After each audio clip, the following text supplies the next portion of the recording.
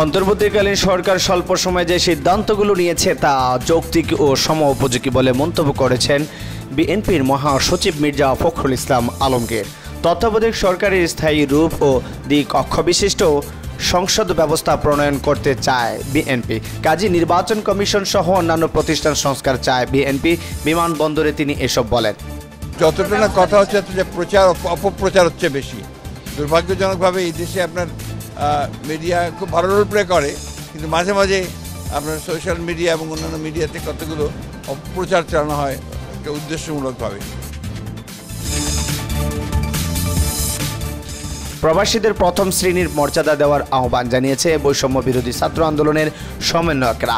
শনিবার আরব আমিরাতে সাজাপ্রাপ্ত 14 জন দেশে ফেরার পর শাহজালাল বিমানবন্দরে তাদের স্বাগত জানাতে গিয়ে তারা এই দাবি জানান। সমন্বয়ক হাসনাত আব্দুল্লাহ: আমরা আপনাদের কাছে আহ্বান জানাবো, কোনো কনসুলেটে, কোনো এম্বাসিতে আমাদের প্রবাসীদের প্রথম শ্রেণীর নাগরিকের অধিকার দিতে হবে।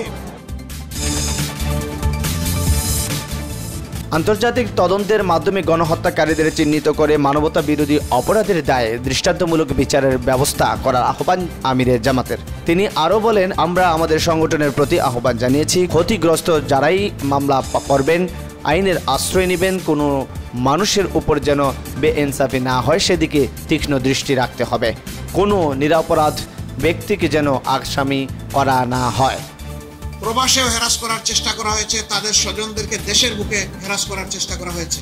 ভাইয়ের অপরাধের জন্য অপরাধী যদি হয়ে থাকে, আমরা এটাকে অপরাধ অবশ্যই মনে করি না। কেন বোনকে শাস্তি পেতে হবে? বাবাকে অ্যারেস্ট করতে এসেছে, পায় নাই, ছেলেকে নিয়ে গেছে, ছেলেকে অ্যারেস্ট করতে এসেছে, পায় নাই, বাবাকে নিয়ে গেছে, মাকে নিয়ে গেছে, বোনকে নিয়ে গেছে।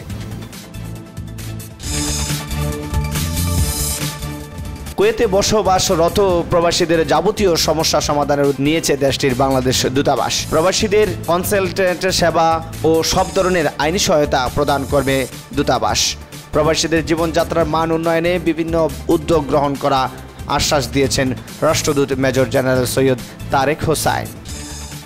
যাতে করে তারা এখানকার আইন কানুন মেনে চলেন এবং যেন তাদেরকে কোনো বিব্রতকর অবস্থার পরিস্থিতির মুখোমুখি হতে না হয়। দূতাবাসের পক্ষ থেকে আমাদের প্রবাসীদের উন্নয়নের জন্য আমরা বিভিন্ন পদক্ষেপ গ্রহণ করেছি। সংযুক্ত আরব আমিরাতে বিশেষ ক্ষমতায় মুক্তি পাওয়া কারা বন্দী 57 বাংলাদেশের মধ্যে 14 জন আজ রাতে দেশে ফিরেছেন, যাদের 2 জন ঢাকায় শাহজালাল ও 12 জন চট্টগ্রাম শাহ আমানত বিমানবন্দরে পৌঁছায়। স্বজনদের পাশাপাশি বিমানবন্দরে তাদের অভ্যর্থনা জানাতে যান বৈষম্য বিরোধী ছাত্র আন্দোলনের সমন্বয়ক সার্জিস আলম ও হাসনাত আব্দুল্লাহ। এ সময় আবেগে আপ্লুত হয়ে পড়েন তাদের দেশে ফেরার প্রবাসীরা।